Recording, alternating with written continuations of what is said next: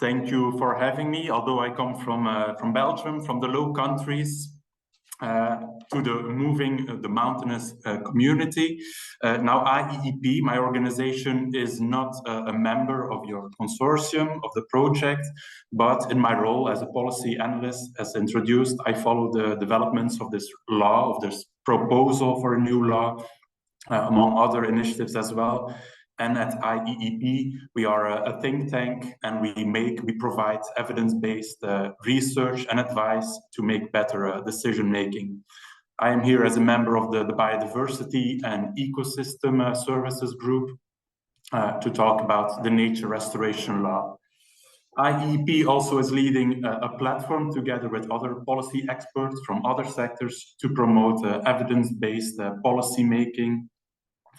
And then to jump in the topic of today, or the prehistory of the nature restoration law, it starts with the European Green Deal, which was published by the Commission in 2019 as a comprehensive plan to transform Europe into a climate neutral continent by 2050.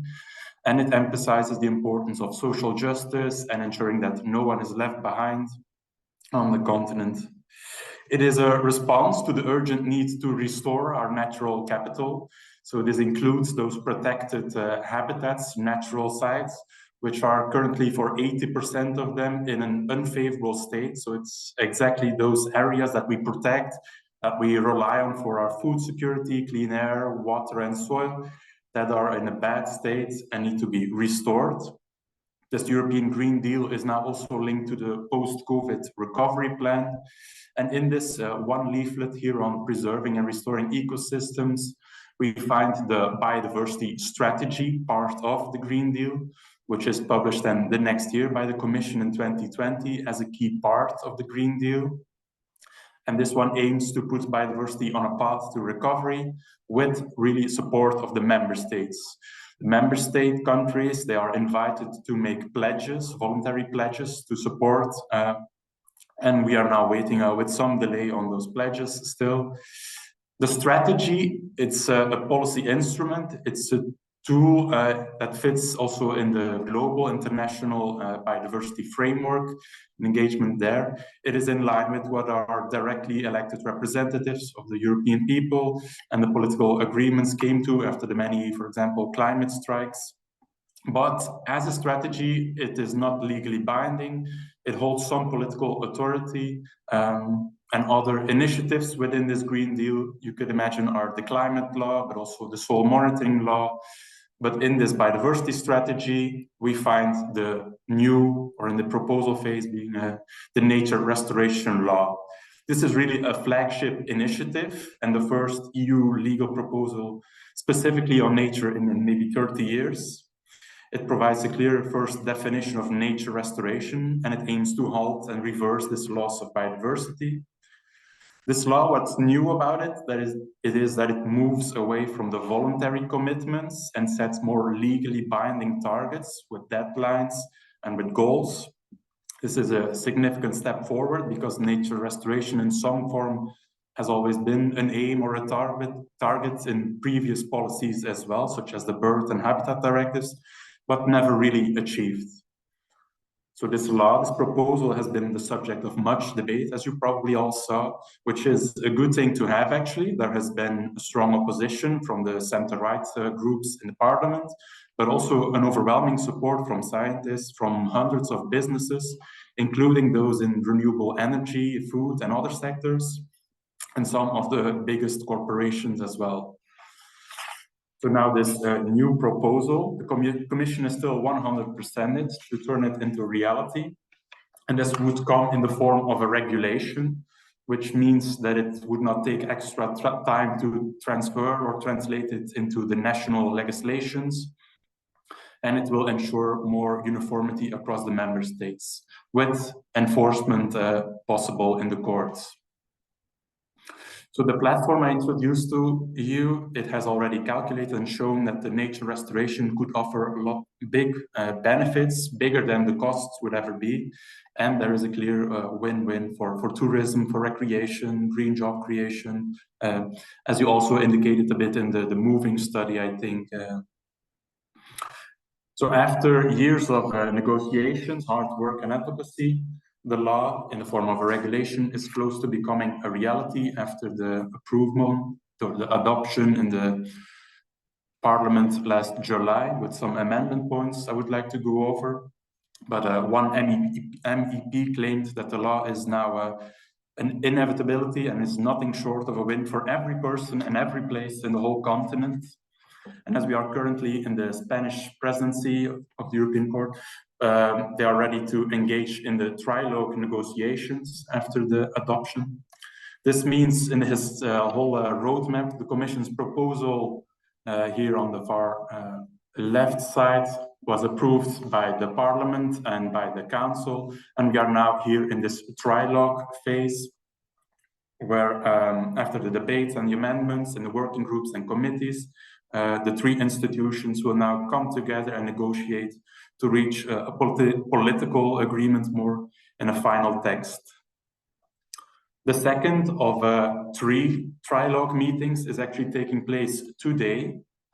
These are confidential negotiations between the three legislators, so the Parliament, the Council, and the Commission to reach a political agreement. It's really a four-column system. Those negotiations are progressing at a rapid pace with lots and quick technical meetings, also for us with questions for new amendments, for example. The objective of the proposal is to be finished or concluded trilogue phase in mid-November, and then it has to be reconfirmed in a second reading.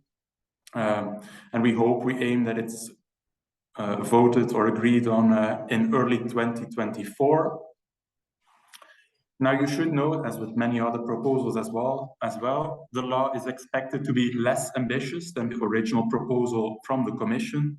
However, we see here example in the column of the European Parliament, there are also new proposals, provisions from the Parliament on artificial light or on having adequate funding guaranteed.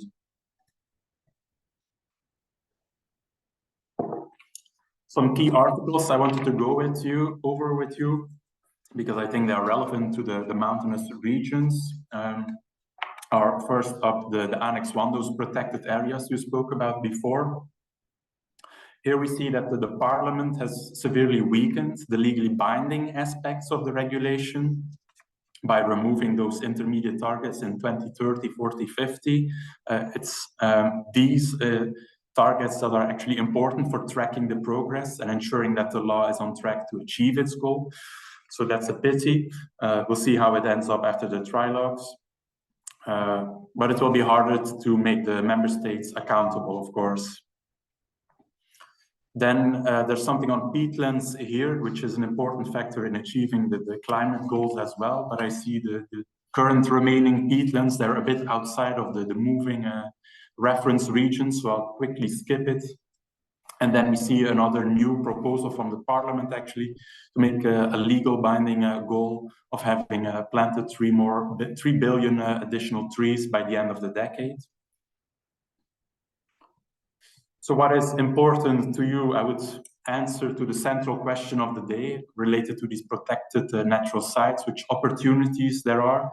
I would say or highlight that there is an important role for industry and for landholders, land managers to play in the implementation of the restoration law. As such, there will be needs for financial support to meet those commitments. And the Commission has already launched there are a number of existing funding sources, but these could be added onto it, for example, a nature restoration fund. And as land managers, you will be the first to experience or enjoy the benefits of nature restoration with reduced risk of flooding, fires, and improved habitat quality.